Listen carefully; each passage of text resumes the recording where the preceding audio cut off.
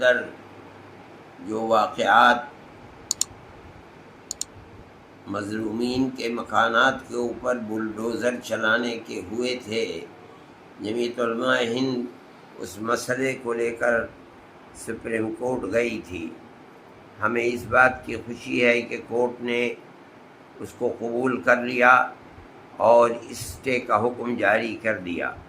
توقع یہ ہے کہ کل کو اس موضوع کے اوپر بحث ہوگی۔ جمعیت علماء ہند بہتر سے بہتر سینئر وکلاء کی خدمت لے کر کے اس کو کورٹ کے اندر اس پر گفتگو کرے گی۔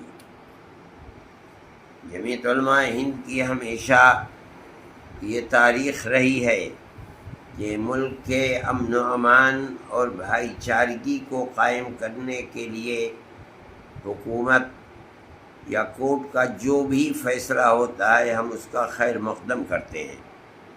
ہمیں یہ یقین ہے کہ اس صورتحال میں جس میں پورا ملک بے اطمینانی کو محسوس کر رہا ہے، کورٹ کا فیصلہ انشاءاللہ اطمینان اور سکون دینے والا ہوگا، اور وہ فیصلہ ہماری پرانی تاریخ جو مذہب سے اوپر اٹھ کر محبت کا پیغام دینے والی ہے، اللہ چاہے گا تو اس پرانی تاریخ کے مطابق ہوگا۔